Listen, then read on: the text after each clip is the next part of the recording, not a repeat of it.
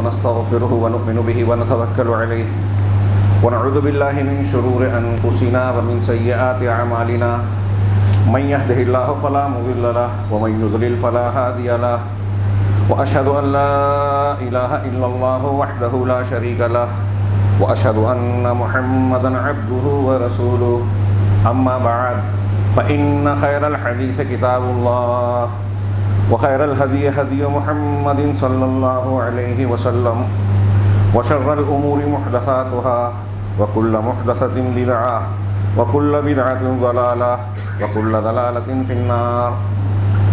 أعوذ بالله من الشيطان الرجيم. بسم الله الرحمن الرحيم. إن الله لا يغير ما بقوم حتى يغيروا ما بأنفسهم. وقال تعالى إن تنصروا الله ينصركم ويثبت أقدامكم. محترم حاضرین، ہم لوگ اکثر اللہ کے رسول جناب محمد رسول اللہ صلی اللہ علیہ وسلم کا یہ فرمان سنتے اور پڑھتے رہتے ہیں کہ اگلا زمانہ، ہر آنے والا زمانہ اپنے سے پہلے والے زمانے کے مقابلے میں زیادہ شر اور فتنے والا ہوگا. ہر پہلا زمانہ بعد کے زمانے سے بہتر ہے. اس روایت کو ہم اس سے بھی جوڑ لیں جس میں نبی کریم صلی اللہ علیہ وسلم نے فرمایا، بخاری مسلم کی مشہور حدیث، خیر القرون قرنی ثم الذین یلونہم ثم الذین یلونہم. سب سے بہتر زمانہ میرا زمانہ ہے، اس کے بعد وہ جو اس کے فوراً بعد ہوگا، پھر وہ جو اس کے بعد ہوگا. 2 یا 3 مرتبہ کہنے کے بعد آپ نے فرمایا کہ اس کے بعد جھوٹ اور دھوکہ دہی وغیرہ نمایاں ہوں گی، بڑھ جائیں گی. تو پہلے کا زمانہ زیادہ بہتر اور اس کے بعد والا زمانہ اس سے کم بہتر، اس میں شر اور فساد بڑھ جائے گا. یہاں بعض طلبہ نے ایک سوال اٹھایا کہ اللہ کے نبی صلی اللہ علیہ وسلم کے اس فرمان کے معیار پر ابتدائی عہدوں میں ہم دیکھتے ہیں کہ حضرت علی، حضرت عثمان، حضرت امیر معاویہ رضی اللہ عنہم کے زمانوں میں سبائی ٹولوں کا جو فتنہ ہوا، پھر بعد میں حضرت علی کے زمانے میں جنگ جمل، جنگ صفین اور ایسے کچھ واقعات ہوئے، پھر اس کے بعد کربلا کے واقعات کا واقعہ. ان زمانوں میں اتنے بڑے شرور واقع ہوئے. اور پھر اس کے بعد حضرت عمر بن عبدالعزیز رحمہ اللہ کا زمانہ آیا. اس سے پہلے جنگ جمل اور صفین کے بعد جب حضرت حسن نے حضرت امیر معاویہ سے مصالحت کر لی تو عام الجمع یعنی عام الجماعہ کہلایا. مسلمانوں میں اتحاد و اتفاق قائم ہو گیا، جماعت قائم ہو گئی، اختلاف ختم ہو گیا.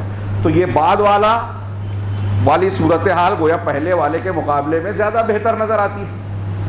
حضرت عمر بن عبدالعزیز رحمہ اللہ کے زمانے میں جمل، صفین، کربلا جیسے واقعات نہیں ہوئے. تو کچھ لوگ سوال اٹھاتے ہیں کہ یہ زمانہ تو بعد کا ہے لیکن پہلے والے سے بہتر نظر آتا ہے. تو اس کے کئی جوابات اہل علم نے دیے.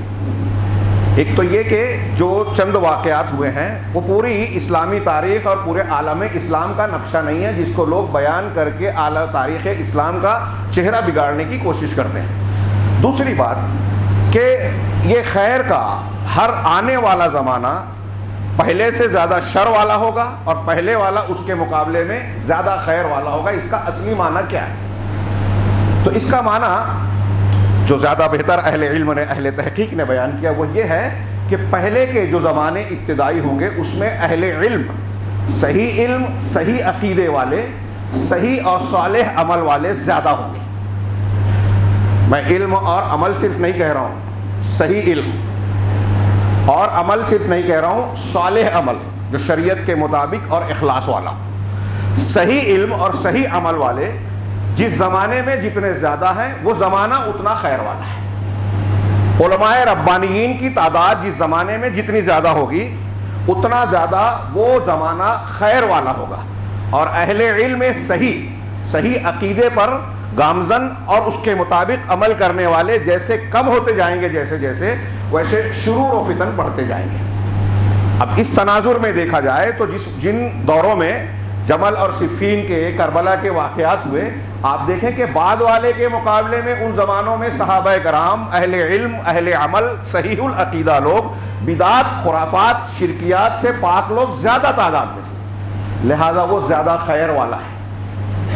اور جیسے جیسے زمانہ آگے بڑھتا گیا علم صحیح اور عمل صالح میں کمی آتی گئی، علماء ربانیین کم ہوتے گئے، لہذا برکت خیر کم ہوتی گئی۔ اب اس تناظر میں آپ آج کا ماحول دیکھیے، ہمارے اور آپ کے درمیان کیا ماحول ہے۔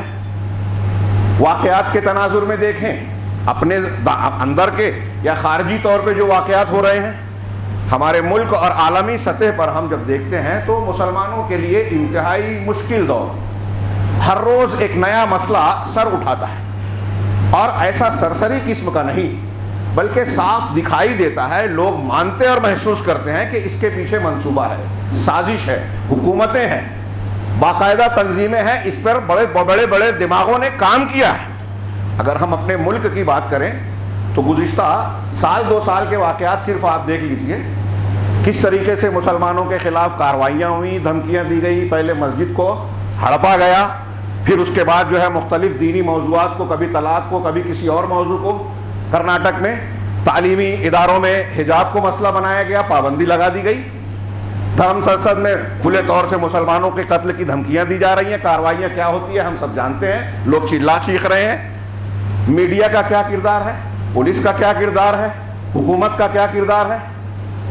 اب ہمارے ہاں بالکل صاف ہے، سب دکھائی دے رہا ہے، یا تو ہمارا ملک کا جو سب سے بڑا وزیر ہے وہ یا تو خاموش رہتا ہے اور کبھی بیان دیتا ہے تو کہتا ہے شمشان اور قبرستان کی بات کرتا ہے، یہ کہتا ہے کہ لباس سے لوگ فسادیوں کو پہچان سکتے ہیں، صاف ان کی جانبداری اور فسادیوں کی سرپرستی بالکل صاف ہے۔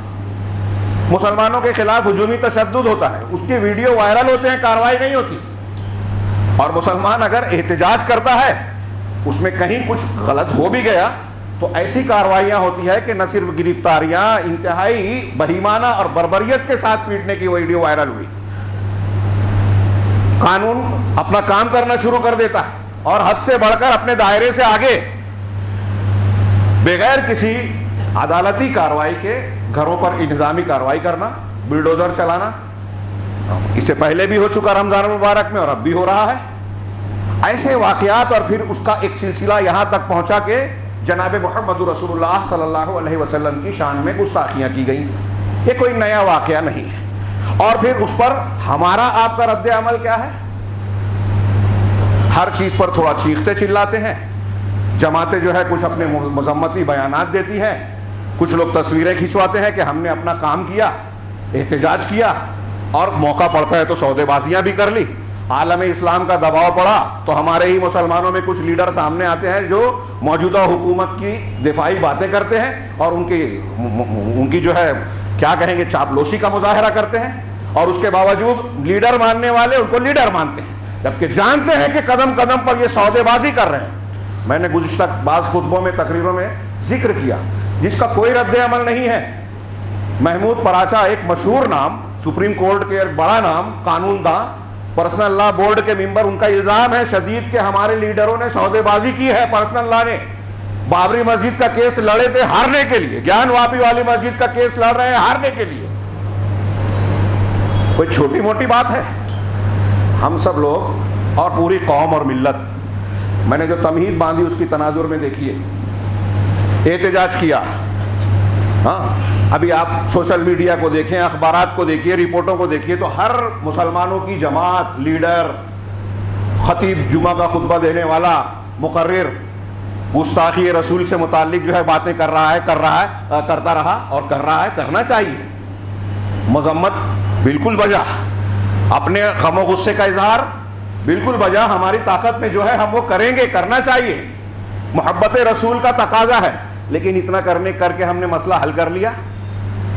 تھوڑی دیر کے لیے سوچئے کہ ایک مسئلہ ابھی حل ہوتا نہیں ہے، دوسرا آتا ہے۔ ہمارا کام اب صرف یہ ہو گیا ہے کہ نیا مسئلہ وہ پیدا کریں اور ہم احتجاج کریں، اور احتجاج بھی کیسا؟ بالکل صاف ظاہر ہے کہ جو لوگ اس قسم کے بیانات داغتے ہیں، مسلمانوں کے جذبات سے کھلواڑ کرتے ہیں، اسلام اور مسلمانوں کو مختلف زبانوں میں نشانہ بناتے ہیں، بالکل صاف ظاہر ہوتا ہے کہ ان کے اپنے منصوبے، ان کو پتا ہے کہ ہمارے اس بیان کے رد عمل میں مسلمان کیا کریں گے، معلوم ہے انہیں، نہیں جانتے ایسا نہیں ہے، انہیں معلوم ہے پھر بھی کر رہے ہیں۔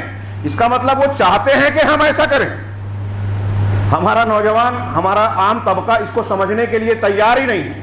کچھ علاقوں میں تنظیمیں بنتی ہیں، جذباتی باتیں کرتے ہیں، ہم یہ کر ڈالیں گے، ہم وہ کر ڈالیں گے، اور نتیجے میں مسلمانوں کو، قوم کو نقصان پہنچانے والا ہی قدم اٹھاتے ہیں. جذباتی باتیں کرتے ہیں. اسلام، مسلمان اور جماعت اور ملت کو کوئی فائدہ پہنچانے کی بجائے نقصان پہنچانے کا ذریعہ بنتے ہیں، بدنام کرنے کا. اور پھر اس معاملے میں جو لوگ مخالفت کرتے ہیں دوسروں سے زیادہ اپنوں سے لڑتے ہیں، اپنے علماء پر تنقید کرتے ہیں. کون سا مسئلہ میں اس کو بیان کروں؟ میں نوجوانوں سے کہوں گا، نیٹ کا زمانہ ہے، مطالعہ کیجئے، غفلت سے نکلیے. مسلمانوں کے خلاف سازش کے کیا کیا راستے ہیں، ان کو ولا اور برا اور اسلامی غیرت سے تہی دست کر دینے اور ختم کر دینے کے لیے کیا کیا کیا جا رہا ہے، ہم کو اندازہ بھی نہیں ہے. ہمارے گھروں میں سازش کے وہ پہلو کام کر رہے ہیں، ہم کو علم نہیں ہے. موبائل کے ذریعے سے، ٹی وی کے ذریعے سے، تعلیم کے ذریعے سے، پروپیگنڈے کے ذریعے سے، سیاست کے راستے سے، ہر راستے سے ہم پر حملہ ہو رہا ہے. ایمان پر، اسلام پر ایک دو واقعہ رونما ہوتا ہے تو ہم عارضی قسم کا رد عمل ظاہر کرتے ہیں. سوال یہ ہے، وقت بہت محدود ہوتا ہے، جو مضمون میں بیان کرنا چاہتا ہوں وہ قدر طویل ہے، لیکن اس کو سمیٹنے کی کوشش کروں گا. میں کہنا یہ چاہتا ہوں، اس پورے پس منظر میں کچھ اور باتیں چھوڑ رہا ہوں اس بے حسی کا اظہار کرنے میں. غور کرنے کی بات ہے کہ کیا ہماری دین سے لگاؤ اور دین کی ذمہ داری اتنی ہی رہ گئی ہے کہ ہم دوسرے لوگ منصوبے کے تحت، پروگرام کے تحت کوئی چیز اٹھائیں اور ہم ان کے منشے کے مطابق مظاہرہ کریں اور اپنے ہی نقصان کریں. کئی شہروں میں مسلمان نوجوانوں کی گرفتاریاں ہو رہی ہیں، گھروں پر کارروائی ہو رہی ہے، نہ جانے کیا کیا ہو رہا ہے. اخبارات میں ہم پڑھتے ہیں، محسوستے ہیں، اور نتیجے میں کیا ہوتا ہے کہ چھوٹا آدمی سوشل میڈیا پر تقریر میں، بات چیت میں لیڈروں کو ذمہ دار قرار دیتا ہے، علماء کو برا بھلا کہتا ہے. علماء، لیڈر مسلمانوں کو کہتے ہیں کہ جاہل ہیں، مانتے نہیں ہیں. بیانات آ رہے ہیں کہ احتجاج ہمارا حق ہے، لیکن احتجاج میں غلط کام کیا جاتا ہے. یہ شرعی طریقہ ہے ہی نہیں. حالانکہ احتجاج، مظاہرہ یہ جمہوری طریقہ ہے، اسلامی طریقہ نہیں ہے. اور میں نے بار بار بیان کیا، عرب علماء نے اس پر کتابیں لکھی ہیں، یہ اسلام کا طریقہ نہیں ہے. پر بہت سی دلیلیں دی ہے. جو لوگ اس کی موافقت کرتے ہیں، اخوانی، جماعت اسلامی، ان کے الٹے سیدھے دلائل کا بھرپور جواب دیا ہے اہل عرب علماء نے. اس بحث کا موقع نہیں ہے. لیکن یہ صاف نظر آتا ہے کہ ایسی کارروائیاں مسلمانوں سے کروا کر مسلمانوں ہی کے خلاف ماحول تیار کیا جاتا ہے. ابھی کچھ لوگوں نے کہا کہ عالمی سطح پر اہانت رسول کے خلاف جو ماحول اور دباؤ قائم ہوا تھا، اس کو مسلمانوں کی کچھ ناعاقبت اندیشی حرکتوں نے گویا پانی پھیر دیا یا اس کو نقصان پہنچایا. اور نقصان جو اٹھا رہے ہیں. میڈیا میں یہی بھر گیا، حکومت کی ایجنسیوں کی ناکامیاں اور نہ جانے کیا کیا جو ان کی خرابیاں ہیں اس پر پردہ پڑ جاتا ہے. یہ سب لوگ جانتے ہیں کہ اس کے پیچھے کیا مقاصد ہیں، کیوں کیا جا رہا ہے. میں یہاں جمعہ کے خطبے میں اس موضوع کو میں نے سیاسی سطح پر نہیں اٹھایا، مسلمانوں کے دینی انداز میں کہ ہمارا کیا فریضہ ہے، ذمہ داری ہے. کیا ہم صرف یہی کرتے رہیں کہ اپنی زندگی کی مستیوں میں مشغول رہیں اور ایسی کوئی بات آئے تو کچھ عارضی ٹائم نکال کر کچھ بیان بازی کر دیں اور دوسروں کو اس پر الزام ڈال کے اپنے کام میں پھر سے مشغول ہو جائیں؟ یہ دین نہیں ہے. یہ ماحول کے تقاضے کے مطابق ہم اپنی ذمہ داری سے فرار اختیار کرتے ہیں. نبی کریم صلی اللہ علیہ وسلم کے تعلق سے گستاخی رسول کا حکم بیان کرنا، آج ہم کتنا بھی بیان کریں کیا فائدہ. قانونی کارروائی، ابھی بیان دیا جا رہا ہے کہ سب سے مؤثر کارروائی قانونی ہی ہے، بالکل صحیح بات ہے. لیکن اب قانونی کارروائی پر بھی کتنا بھروسہ کیا جائے. ہمارے یہاں یا ہمارے آئین میں گستاخ رسول سے متعلق بات نہیں ہے. مودی جی کے خلاف اگر کوئی بیان دیتا ہے تو محکمے جو ہے وہاں کارروائی کرتے ہیں، چھاپے مارتے ہیں، ہاں کیس درج کر دیتے ہیں، FIR درج ہو جاتا ہے. تو آج کے لیڈر کو، گاندھی جی کو اگر کوئی بولے تو اس پر داروگیر اور قانون کے عمل شروع ہو جاتے ہیں. جناب محمد رسول اللہ صلی اللہ علیہ وسلم جیسی شخصیت جو عالم پوری انسانیت کی ثابت شدہ حقائق کی بنیاد پر غیر مسلموں کا بھی اعتراف کہ آپ سے بہتر شخصیت کوئی کائنات پوری انسانی تاریخ میں پیدا ہی نہیں ہوئی. آپ کا کردار دنیا کے لیے امن کا پیغام ہے اور آپ دنیا کے لیے نجات دہندہ کی حیثیت رکھتے ہیں. آپ کی شخصیت کو مجروح کرنا پوری انسانیت کا نقصان ہے، اس لیے کہ جو لوگ گمراہ ہیں ان کو راستہ ملے گا رسول اللہ صلی اللہ علیہ وسلم کی تعلیمات سے، آپ پر ایمان لانے سے، اور جب آپ کو مجروح کیا جائے تو سارے لوگوں کا نقصان ہے، اور پورے عالم اسلام کے دل، اہل ایمان کا دل مجروح ہونا. یہ ساری باتیں بیان کی جاتی ہیں، میں اسے دہرانا نہیں چاہتا. میں کہنا یہ چاہتا ہوں کہ نبی کریم صلی اللہ علیہ وسلم سے تعلق اور ہماری ذمہ داریاں کیا بنتی ہیں، تعلق کا تقاضا کیا ہے. یہ شیخ محمد بن عبد الوہاب رحمہ اللہ کا ایک کتاب شاہ باریک سا شرح ستۃ مواضع من السیرہ، سیرت کے 6 مقامات کی شرح. اس ضمن میں جو انہوں نے بیان کیا شیخ صالح جو سعودی عرب کے بڑے عالم ہیں، سلفی عالم، ان کی شرح کی روشنی میں کچھ بات نقل کر رہا ہوں ایک نقطے کے طور پر، اور اس پر پھر اگلی بات کہ ہمیں کیا کرنا ہے. پہلی بات انہوں نے یہ بیان کی قصۃ ابی طالب. ابو طالب جو نبی کریم صلی اللہ علیہ وسلم کے چچا تھے، ان کا واقعہ میں اپنے الفاظ میں اختصار کے ساتھ ذکر کروں. آپ جانتے ہیں کہ نبی کریم صلی اللہ علیہ وسلم کی ولادت سے پہلے ہی آپ کے والد کا انتقال ہو گیا. جب آپ کی ولادت ہوئی تو کفالت آپ کے دادا عبد المطلب نے کی. ان کی موت کا وقت آیا تو انہوں نے اپنے بیٹوں میں سے ابو طالب کو ذمہ داری دی کہ محمد صلی اللہ علیہ وسلم ان کی دیکھ بھال اور کفالت آپ کریں. دادا کے بعد اس چچا نے دیکھ بھال کی، اکرام کیا اور اپنے حقوق کی ادائیگی کی پوری کوشش کی. تفصیلات کا موقع نہیں. پھر جب نبی کریم صلی اللہ علیہ وسلم کو رسالت و نبوت ملی اور آپ نے اپنے اہل خانہ اور خاندان والوں کو اور بعد میں پورے اہل قریش کو مخاطب کر کے کلمہ توحید اور دعوت حق پیش کی، لوگوں نے مخالفت شروع کی، تو ابو طالب کا کردار کیا تھا؟ انہوں نے اللہ کے نبی صلی اللہ علیہ وسلم کا ساتھ دیا، حمایت کی، دفاع کیا، اور قریش کی جانب سے نبی کریم صلی اللہ علیہ وسلم کے خلاف جو کاروائیاں کی گئی اور تکلیفیں دی گئی، اس میں اکثر مقامات پر ساتھ دیا. یہاں تک کہ بھوک اور پیاس کی شدت بھی برداشت کی. شاب ابی طالب میں 3 سال تک جو بائیکاٹ کیا قریش نے، اس میں اللہ کے نبی صلی اللہ علیہ وسلم اور مسلمانوں کے ساتھ ابو طالب بھی تھے، بعض رشتہ دار مشرکین بھی تھے، اس میں ابو طالب بھی تھے. اور ان لوگوں نے، ابو طالب نے ان سارے امور میں نبی کریم صلی اللہ علیہ وسلم کے ساتھ صبر کیا، اور ساتھ ہی ساتھ وہ نبی کریم صلی اللہ علیہ وسلم کے لائے ہوئے دین کی تعریف کرتے تھے، مدح کرتے تھے، اس کے حق ہونے کی گواہی دیتے تھے. یہاں میرے سامنے کاغذ میں ان کے کچھ اشعار ہیں. مثال کے طور پہ ان کا شعر ایک نقل کیا، وَلَقَدْ عَلِمْتُ بِأَنَّ دِينَ مُحَمَّدٍ مِنْ خَيْرِ أَدْيَانِ الْبَرِيَّةِ دِينًا. یہ پہلا شعر کہ میں نے یہ بات جان لی کہ محمد صلی اللہ علیہ وسلم کا دین مخلوق کے تمام ادیان اور مذاہب میں سب سے بہتر دین ہے. یہ کس کا شعر ہے؟ ابو طالب. اور آگے کہتے ہیں لولا الملامت او حذار مسبہ، اگر ملامت کا ڈر نہیں ہوتا یا یہ ڈر نہیں ہوتا کہ لوگ مجھے برا بھلا کہیں گے، لرأیتنی سمحا بذاک مبینا، تو آپ مجھے یہ باتیں دیکھتے کہ میں کھل کر اس کی تائید کرتا، اس کا ساتھ دیتا. کس بات کا ڈر تھا؟ شارح نے کہا کہ انہیں اس بات کا ڈر تھا کہ اگر میں محمد صلی اللہ علیہ وسلم کا دین قبول کر لوں تو لوگ مجھے تانا دیں گے کہ اپنے باپ عبد المطلب، سگے باپ اور پھر باپ دادا، ان کا جو دین ہے جس میں بتوں کی پرستش ہوتی تھی، اسلامی تعلیمات کے خلاف چیزوں کو اختیار کیا گیا تھا، انہوں نے کہا کہ اگر میں یہ دین قبول کرتا ہوں تو لوگ کہیں گے کہ یہ اپنے باپ دادا کے دین کو، تو باپ دادا کے دین کی مذمت کا پہلو آئے گا. یہ خاندانی عصبیت یہ رکاوٹ بن گئی ان کے حق کو قبول کرنے میں.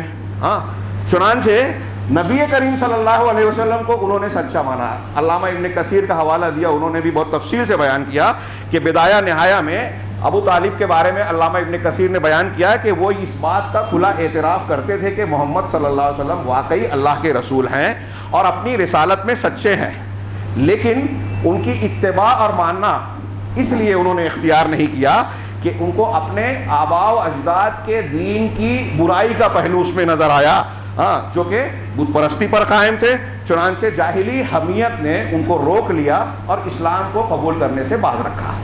یہ تاریخی حوالوں کے بعد بخاری مسلم کی ایک حدیث پیش کی جو آپ بارہا سن چکے ہیں کہ اللہ کے رسول صلی اللہ علیہ وسلم، حضرت سعید بن مسیب اپنے والد صحابی سے روایت کرتے ہیں کہ لما حضر ابا طالب الوفات، عربی کا چھوڑ کر میں مفہوم بیان کروں، آپ سن چکے ہیں کہ جب ابو طالب کے پاس موت کا وقت آیا، قریب آیا، نبی کریم صلی اللہ علیہ وسلم تشریف لائے، جبکہ ان کے پاس ابو جہل اور بنو مخزوم کے ایک سردار ابن ابی امیہ موجود تھے۔ قریش کے دو سردار، یہ دوستی تھی مشرکین سے، بری صحبت۔ ہاں، اللہ کے رسول صلی اللہ علیہ وسلم نے ان کی موجودگی میں ابو طالب سے کہا، یا عم قل لا الہ الا اللہ کلمۃ احاج لک بہا عند اللہ، کہ چچا جان لا الہ الا اللہ کا کلمہ پڑھ لیجئے، کہہ لیجئے، یہ کہہ لیجئے، میں اللہ کے پاس تمہارے لیے اس کے ذریعے سے حجت پیش کروں گا۔ جب یہ دعوت دی آپ نے تو ابو جہل اور اس کے ساتھی سردار قریش نے یہ کہا کہ اترغبوا عن ملت عبد المطلب، بعض روایتوں میں ہے اتترکو دینا عبد المطلب، کہ کیا آپ عبد المطلب کی ملت اور عبد المطلب کے دین کو چھوڑ دیں گے؟ کس کا حوالہ دے رہے ہیں؟ باپ دادا کا۔ یہاں کئی نقطے ہیں، موقع نہیں ہے۔ ابو جہل یہ سمجھ رہا ہے کہ لا الہ الا اللہ کا کہنے کا مطلب یہ ہے کہ باپ دادا کا دین چھوڑنا، اب دوسرا طریقہ نہیں چلے گا۔ آج بہت سے مسلمان یہ نہیں سمجھتے، عام مسلمان۔ کشف الشبہات کا ہمارا درس چل رہا ہے، کل کے درس میں بات آئی جو اگلے ہفتے بھی آئے گی، کہ عام مسلمان تو چھوڑیے، بہت سارے عالم کہلانے والے، امام کہلانے والے لا الہ الا اللہ کا وہ مطلب نہیں سمجھتے جو مشرکین مکہ جاہل کفار سمجھتے تھے۔ جاہل کفار جو لا الہ الا اللہ کا مطلب سمجھتے تھے، آج بہت سارے مسلمان نہیں سمجھتے اور اپنے آپ کو علامہ سمجھتے ہیں۔ قرآن کی تفسیر لڈاری اور توحید کا مطلب نہیں معلوم، لا الہ الا اللہ غلط معنی کرتے ہیں۔ ابو جہل یہ سمجھ رہا تھا کہ اگر لا الہ الا اللہ کہا تو باپ دادا کا دین چھوڑ دیا۔ اس کی تفصیل کا فی الحال موقع نہیں، کشف الشبہات کے درس میں انشاءاللہ تفصیل آئے گی۔ تو اللہ کے نبی صلی اللہ علیہ وسلم نے اپنی بات دوبارہ کہی، ابو جہل اور اس کے ساتھی نے اپنی بات کو دہرایا۔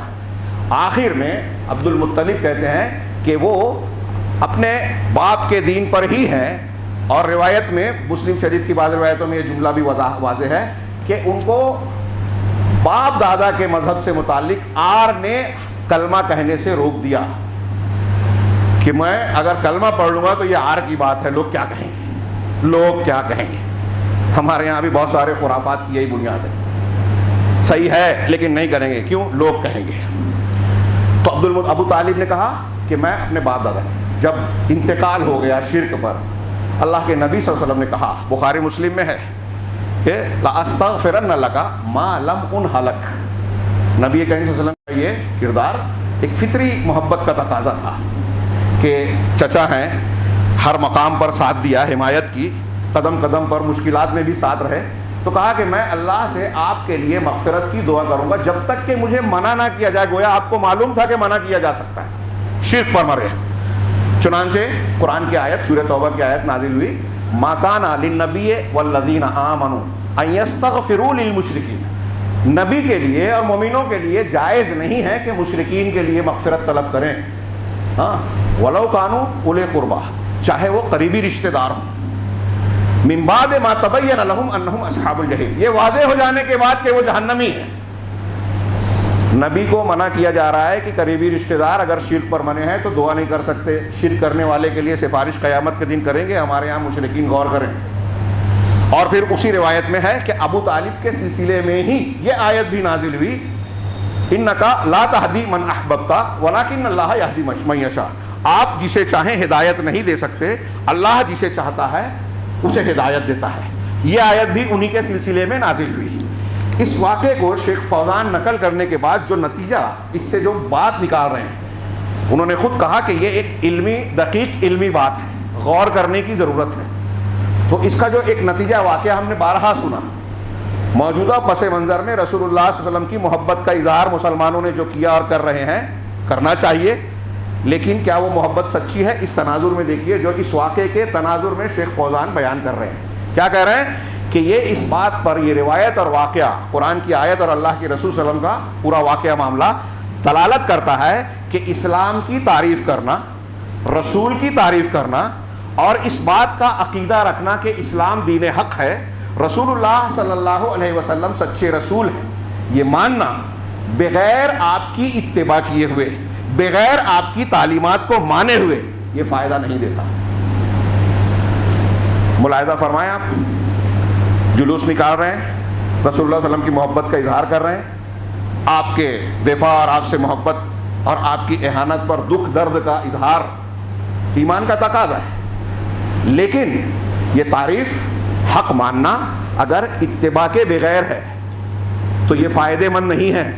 وَأَنَّهُ لَا بُدَّ مِنْ اتِّبَاعِ رسول صلی اللہ علیہ وسلم، یہ شیخ فوزان کی عبارت میں پڑھ رہا ہوں کہ ضروری ہے کہ رسول صلی اللہ علیہ وسلم کی اتباع کی جائے، عقیدے میں، عبادات میں، ہر معاملے میں آپ کی بات مانی جائے، اس لیے کہ اگر اگلا جملہ اچھی طرح دماغ میں بٹھائیں، اس لیے کہ اگر اس اتباع کے بغیر آپ کی محبت یا آپ کی تعریف کرنا، آپ سے تعلق کا اظہار کرنا فائدے مند ہوتا تو یہ چیز ابو طالب کو فائدہ پہنچاتا، ابو طالب کے لیے مفید ہوتا، کیونکہ اس بات کا اقرار کرنا کہ اسلام حق ہے، رسول سچے ہیں، اور ساتھ میں اسلام کی مدافعت کرنا، یہ بہت غور سے، مع المدافعت عن الاسلام و حمایت الاسلام، اسلام کی حمایت کرتے ہوئے اور اسلام کا دفاع کرتے ہوئے اس بات کا اظہار کرنا کہ رسول سچے ہیں، اسلام حق ہے، یہ ساری چیز بے فائدہ ہے اگر رسول صلی اللہ علیہ وسلم کی اتباع نہیں ہے،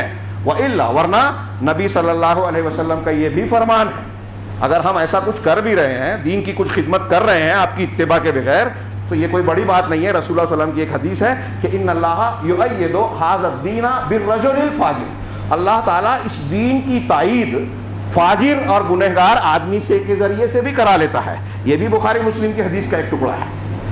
آگے کہتے ہیں چنانچہ ضروری ہے کہ اتباع کی جائے، اور اگر آپ اتباع کے بغیر اسلام کی معاونت کرتے ہیں، تعریف کرتے ہیں، تو اللہ کے نبی صلی اللہ علیہ وسلم کی رشتہ داری بھی مفید نہیں ہے۔ ابو طالب سگے چچا تھے، اگر آپ حمایت بھی کر رہے ہو اسلام کی، رسول کے ساتھ دے رہے ہو، لیکن آپ پر ایمان نہیں لا رہے ہو، آپ کی تعلیم کو مان نہیں رہے ہو، تو کہہ رہے ہیں کہ بغیر آپ کی اتباع کیے، بغیر آپ کی بات کے مانے، یہ قرابت، رشتہ داری، یہ تعریف، یہ توصیف، یہ محبت کا اظہار کوئی فائدہ مند نہیں ہے۔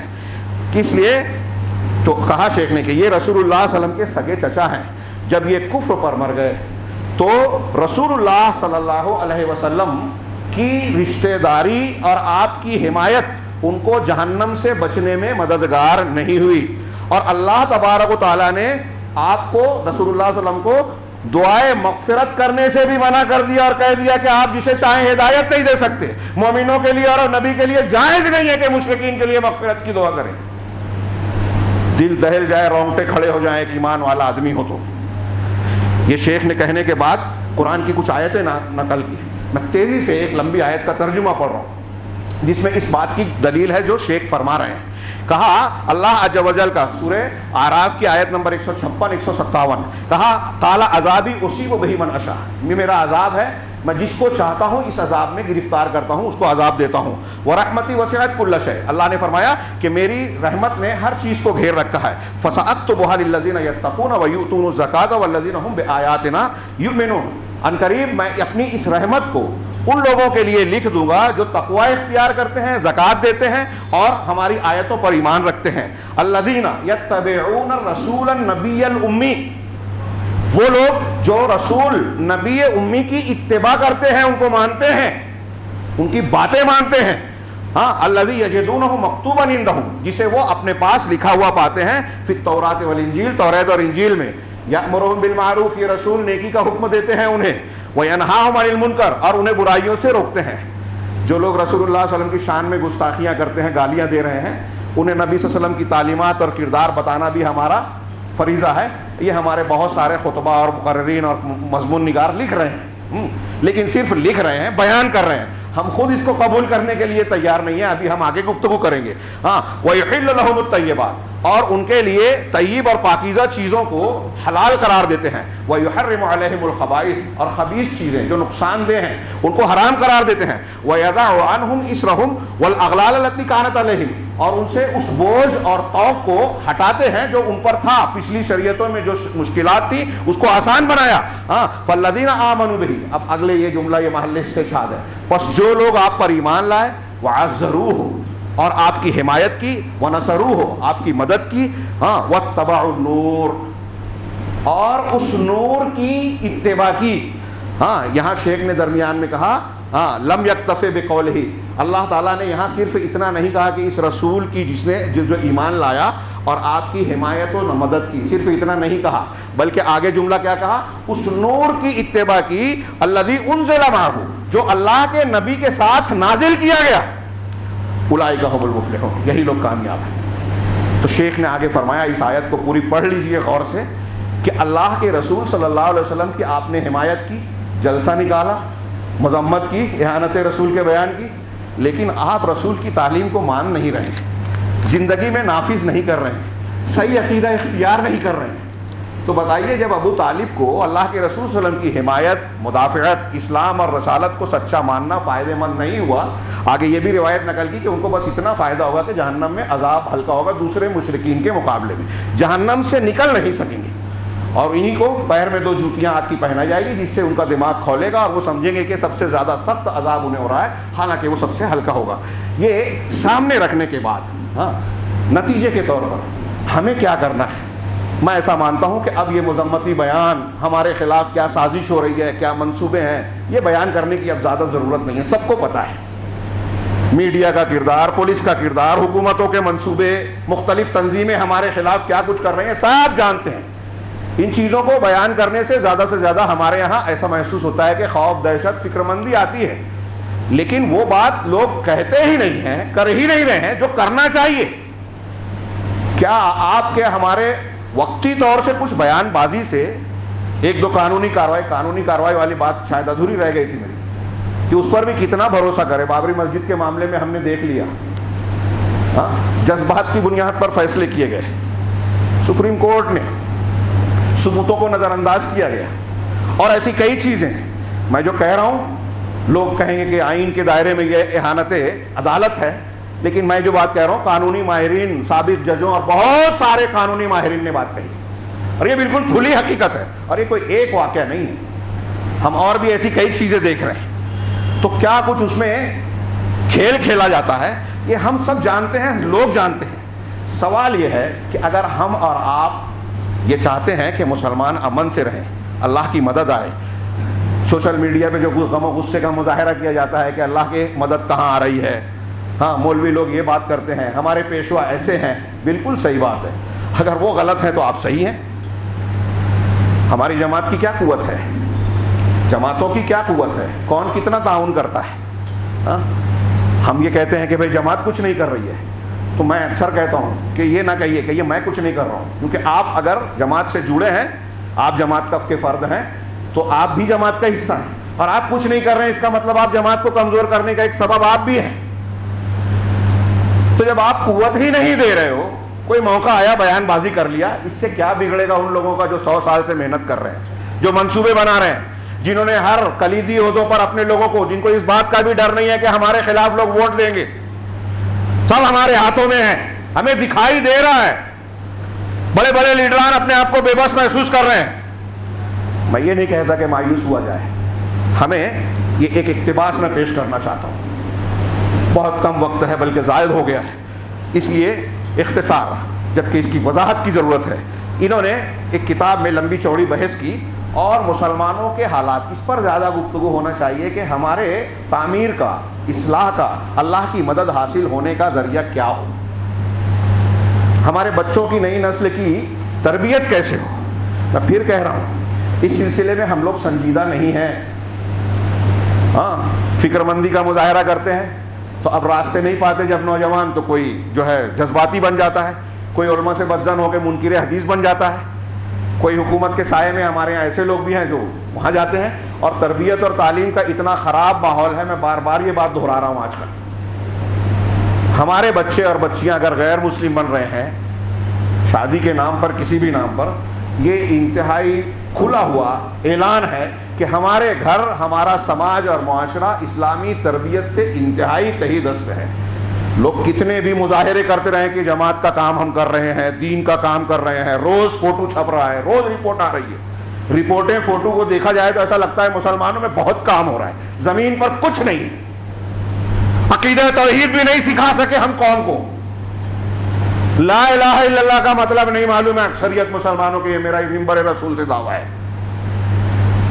تو اب اس تناظر میں آپ دیکھیے ہمیں کیا کرنا ہے. سب سے پہلی بات پچھلے خطبوں میں بیان کیا کہ مسلمانوں کی اصلاح اور تعمیر کا وہی طریقہ ہے جو رسول اللہ صلی اللہ علیہ وسلم نے بتایا۔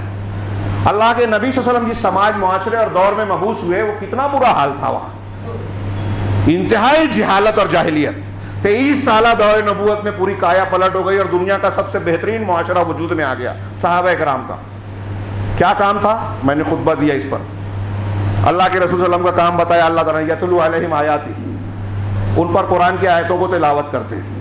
ہمارے یہاں ڈائری، جھوٹے سیدھے الٹے سیدھے واقعات، صوفیوں کے واقعات، حکایتیں، کرامات، خرافات، یہ بیان کیا جاتا ہے۔ اللہ کے رسول قرآن پڑھتے تھے، وَيُزَكِّيهِمْ، ان کا تزکیہ کرتے تھے، مسلمانوں کی اصلاح کا۔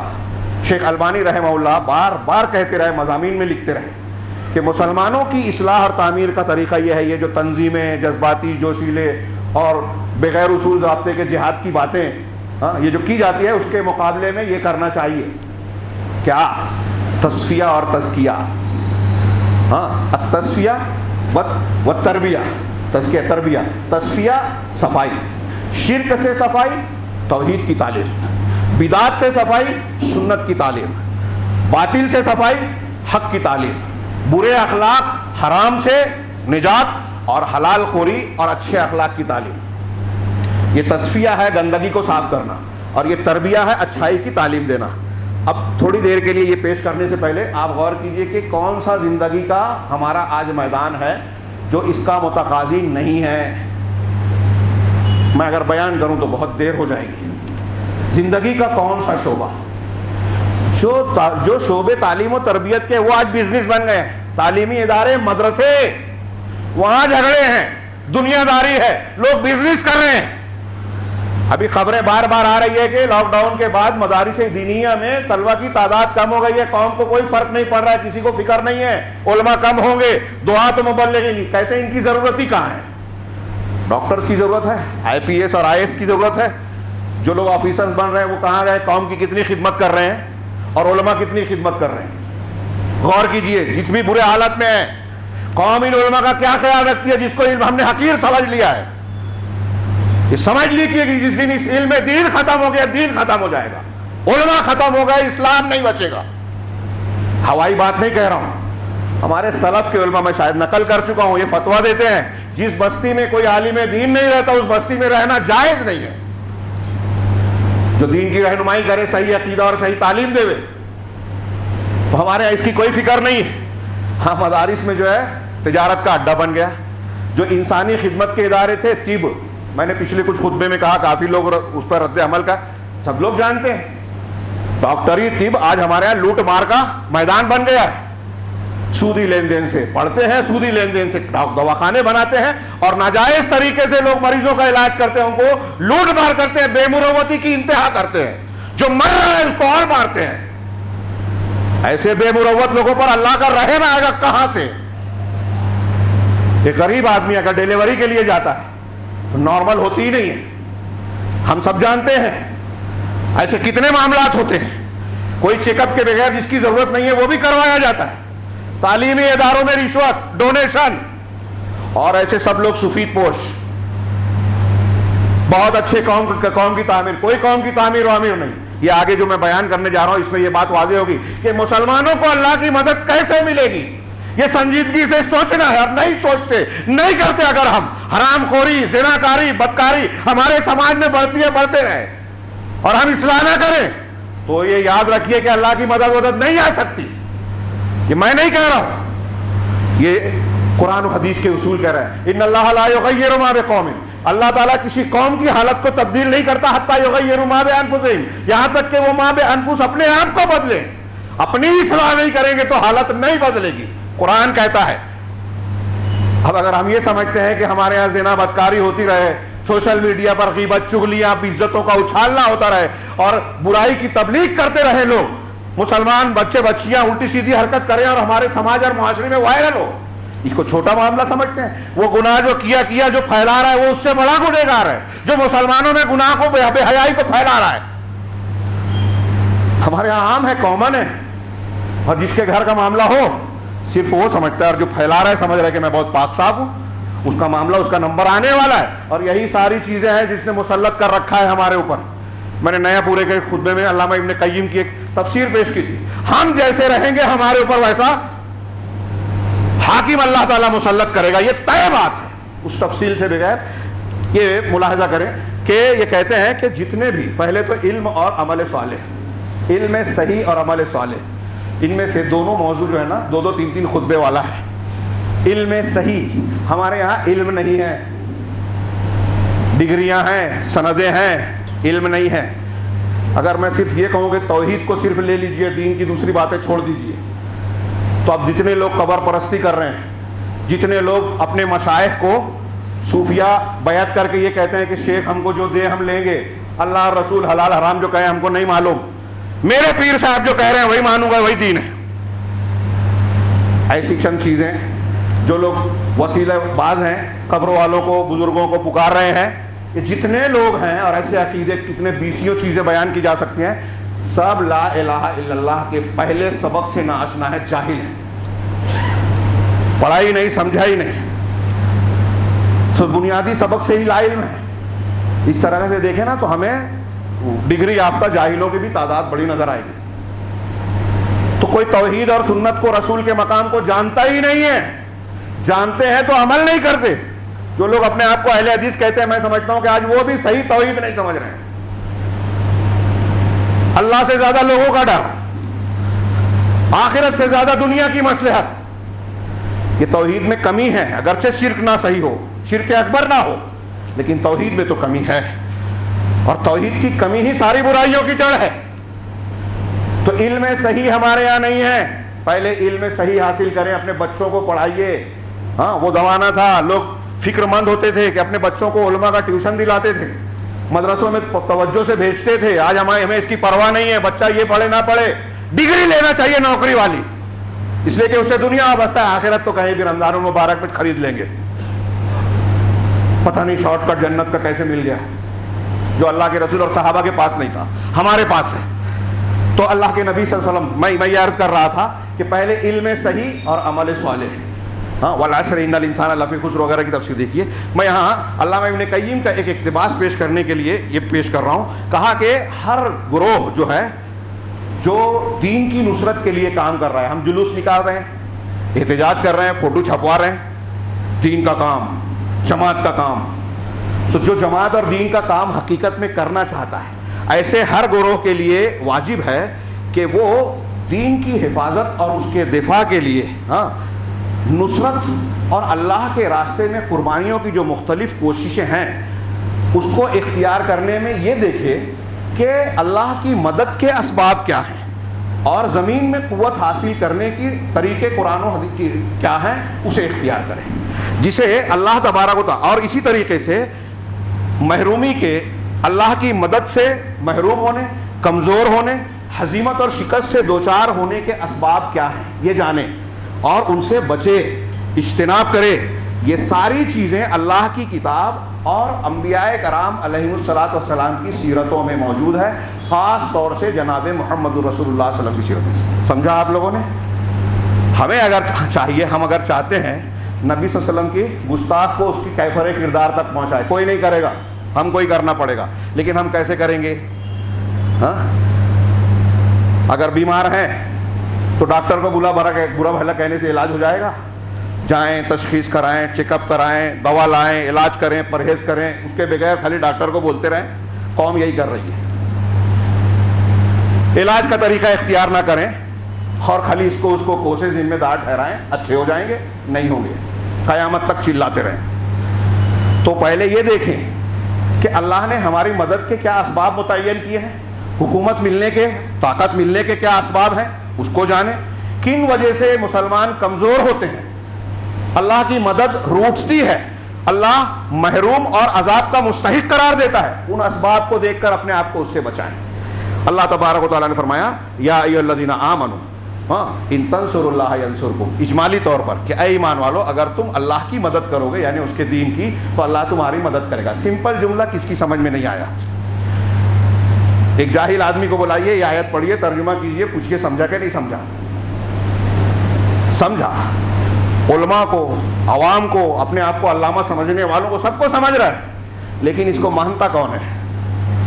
دین کی مدد کیے بغیر ہم سوچتے ہیں کہ احتجاجی جلوس نکالیں, میمورنڈم دے کلکٹر کو, پران کو, فلاں کو, اللہ کی مدد آ جائے گی. اللہ کہہ رہا ہے کہ پران کے پاس جاؤ گے تو مدد ملے گی, سیاسی طاقت بناؤ گے, اونچی ڈگری لوگے تو مدد ملے گی, پیسہ کما لو تو مدد ملے گی. نہیں, ان تنصروا اللہ, یاد ہوگی آپ لوگوں میں سے اکثر کو, اگر اللہ کی مدد کرو گے تو اللہ تمہاری مدد کرے گا. وَيُثَبِّتْ أَقْدَامَكُمْ, اور تمہارے قدم جما دے گا. یہ غیر مسلموں سے شادی والے واقعات نہیں ہوں گے. تم دین پر جمے رہو گے, تمہارے ایمان اور ضمیر کو خرید نہیں پائے گا کوئی. آج ایسے مضبوط ایمان والے کہاں ملتے ہیں؟ مجھے تو بڑی حیرت ہوتی ہے. چھوٹا سا کچھ واقعہ ہوتا ہے ہماری جماعتوں میں, اندر کوئی معاملہ ہو جائے تو لوگوں کو ڈر ہوتا ہے اس سے نہ ملیں, وہ ناراض ہو جائیں گے. یہ ظالم حکمراں کے سامنے کلمہ حق کہنے کی طاقت یہ لوگ رکھ سکتے تھے؟ دجال کے سامنے ٹکیں گے, فرعون کے سامنے کھڑے ہو سکتے تھے؟ تو بہت بڑی بات ہے. اور الزام دیتے ہیں دوسروں کو, علماء کو.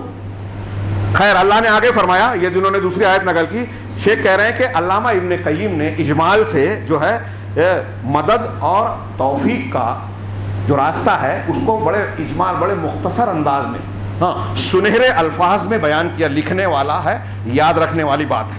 اور اگر شرح کرنے جائیں تو 2 خطبے درکار ہوں گے, لیکن میں 5 منٹ میں اسے پیش کرنا چاہوں گا کہ شیخ علامہ ابن قیم کہتے ہیں کہ اذا قام العبد بالحق علی غیرہ, جب بندہ حق کو اپنے علاوہ پر قائم کرتا ہے, وعلی نفسہ اولا, اور پہلے اپنے نفس پر حق کو, قرآن حدیث کی صحیح عقیدہ, صحیح تعلیم, اس کو اختیار کر کے اپنی زندگی میں نافذ کیا.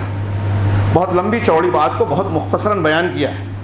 اپنے آپ پر نافذ کیا یعنی سچا مسلمان بنا, اسلام پر عمل کیا, صحیح عقیدہ سیکھا, عمل کیا, اور پھر دوسرے کو اس کی تبلیغ کی. ہاں, وَكَانَ قِيَامُهُ بِاللَّهِ وَلِلَّهِ لَمْ يَكُنْ لَهُ شَيْءٌ, اور اس کا یہ قیام یعنی دین پر عمل کرنا, خود کا اور دوسرے پر عمل کروانا, کوشش کرنا, یہ اللہ کے ذریعے ہو, اللہ کے لیے ہو.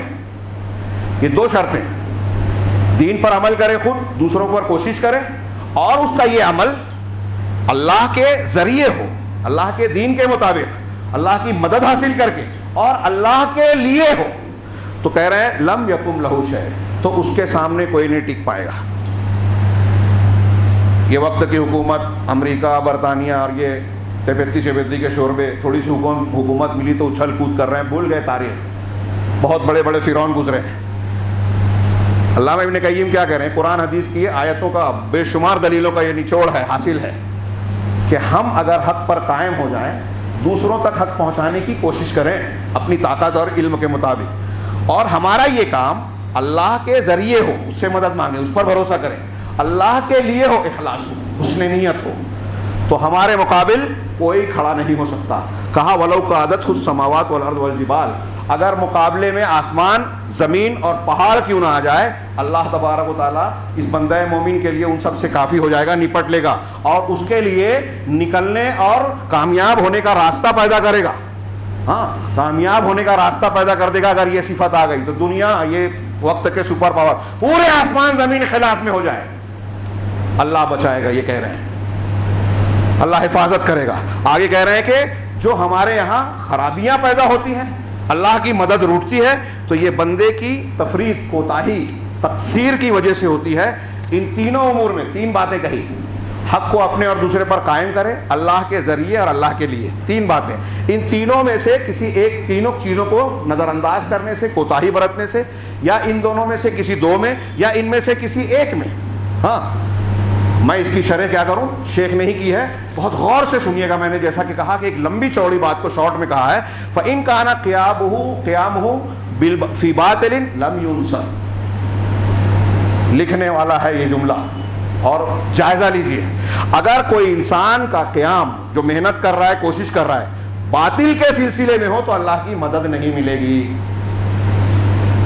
اب کتنے مسلک ہیں دنیا میں مسلمانوں کے جو کام کر رہے ہیں. ہاں, کوئی مسلک جو ہے وہ قبر پرستی کی ترویج کر رہا ہے, کوئی حب آل بیت کے نام پر جو ہے صحابہ, قرآن, سنت کی مخالفت کا کام کر رہا ہے. روافظ اور شیعہ, صوفیہ تصوف اور تزکیے کے عنوان کے تحت پہلا سبق دیتے ہیں اپنے مریدوں کو کہ قال اللہ قال رسول, قرآن حدیث کو نکال کر پھینک دو, نبی سے نہیں, ہمارے شیخ سے اور طریقت سے لو, ہمارا جو سلسلہ ہے اس سے دین کو لو. یہ باطل ہے, یہ حق ہے. اللہ تعالیٰ نے کہا رسول حق ہے. ہمارا بندہ جو ہے, لوگ جو ہیں وہ صوفیوں کے سلسلے سے حق لے رہا ہے, جو غیر مسلموں کے دین سے ہم کو دین سکھا رہا ہے, قرآن حدیث سے دور کر رہا ہے, شرک سکھا رہا ہے, بدعت سکھا رہا ہے, جھوٹی حدیثیں سکھا رہا ہے, جھوٹی کرامتیں بیان کر کے غلط عقیدے کی تعلیم دے رہا ہے, لا الہ الا اللہ محمد رسول اللہ کے تقاضوں سے دور لے جا رہا ہے. لا الہ الا اللہ کے مطلب کیا ہے, اس کے ارکان و شرائط کیا ہیں, ہمیں معلوم نہیں ہے, لیکن اس کے مخالف چیزیں ہمارے یہاں عام ہیں. اب ایسی غلط چیزوں کے ساتھ, غلط روایتوں اور غلط عقیدے کے ساتھ ایک آدمی محنت کر رہا ہے. علامہ ابن قیم, کتنی لمبی تفصیل ہو سکتی ہے جو میں نے بیان کیا, غور کیجیے. تو اگر ہم ایسی محنت کریں گے اللہ کی مدد نہیں ملے گی, کیونکہ ہم باطل میں محنت کر رہے ہیں. دوسرا, وَإِن نَصَرَ نَصْرًا عَارِضًا فَلَا عَاقِبَةَ لَهُ, اور اگر اللہ کی مدد کچھ نظر بھی آئے تو یہ عارضی مدد ہوگی اور اس کا کوئی مضبوط انجام نہیں ہوگا, بلکہ وہ شخص مذموم اور مخذول ہوگا, اس کی مذمت ہوگی اور وہ بے سہارا ہوگا, اس کا کوئی پوچھنے والا. آج مسلمانوں کا یہی حال ہے. مسلمانوں کی اکثریت, وقت نہیں ہے اس لیے میں ایک جملہ ہی کہہ پا رہا ہوں یہاں, اکثریت ایسی ہے کہ اسلام کا نام تو لیتی ہے, لیکن اسلام کے نام سے جو عقیدہ, جو عبادات, جو تعلیمات پھیلا رہی ہے وہ بہت ساری باطل چیزوں پر سے ملی جلی ہوئی ہے. شرکیات ہیں, بدعات ہیں, خرافات ہیں, حرام ہے. ہاں آگے کہہ رہے ہیں وَإِن قَامَ فِي حَقٍ, اب اگر فرض کر لو کہ باطل کی بجائے حق کے ساتھ قیام کر رہا ہے, کہ میں اہل حدیث ہوں, قرآن حدیث پر چلتا ہوں, اگر حق کے ساتھ کر رہا ہے لیکن لم یکن فیہ للہ, لیکن وہ کام اللہ کے لیے نہیں کر رہا ہے. ہاں اللہ وَإِنَّمَا کیوں کر رہا ہے, وَإِنَّمَا قَامَ, وہ انجام کیوں دے رہا ہے, لِطَلَبِ الْمَحْمَدَةِ وَالشُّكْرِ وَالْجَزَاءِ مِنَ الْخَلْقِ أَوِ التَّوَسُّلِ إِلَىٰ غَرَضٍ دُنْیَوِيٍّ, کہ وہ یا تو اس کو لوگوں کی تعریف کے لیے, لوگ میری تعریف کریں, میرا شکریہ ادا کریں, اور مخلوق اس کا کوئی بدلہ دے, یا پھر دنیا کا کوئی مقصد حاصل ہو, اس لیے اگر کوئی کر رہا ہے کہ میرا فوٹو چھپے, تاریخ میں میرا نام ہو, لوگ کہیں کہ میں, میرا خاندان اور ان لوگوں نے ایسا کیا. اب دیکھیے کہ جب یہ چیز آتی ہے تو جو اصلی کام کرنے والے رہتے ہیں ان کو ٹانگ کھینچتے ہیں لوگ. ایک ہی جماعت میں آپ اور میں کام کر رہے ہیں, میرے اندر خلوص نہیں ہے, میں چاہتا ہوں کہ لوگ میری تعریف کریں, تو دیکھتا ہوں کہ آپ کام کر رہے ہیں تو آپ کی ٹانگ کھینچتا ہوں, ارے لوگ اس کی طرف چلے جائیں گے. یہ ہمارے یہاں مسلمانوں کا حال ہے. مسلمانوں کے دشمن اپنے اپنے طور پہ کام کرتے ہیں, ایک دوسرے کی مدد کرتے ہیں, کوئی گرفتار ہو گیا آزاد کراتے ہیں, کام کرنے والوں کو ترقی دیتے ہیں. مسلمانوں کے خلاف جو گالی دے, گولی چلائے, اس کو ترقی ملتی ہے, اور ہمارے یہاں جو کام کرے اس کی ٹانگ کھینچی جاتی ہے اور قوم خاموش. علامہ ابن قیم کہہ رہے ہیں, اور یہ جو باتیں کہہ رہے ہیں یہ قرآن حدیث کی روشنی میں ہے. ہاں موقع ملا تو اس کے ثبوت اور دلائل. شیخ کہتے ہیں, علامہ ابن قیم آگے کہتے ہیں کہ اگر وہ کسی دنیاوی غرض یا دوسرے مقصد کے تحت کر رہا ہے, ہاں تو یہ جو جس واسطے کر رہا ہے وہی اس کا اصلی مقصد ہوا.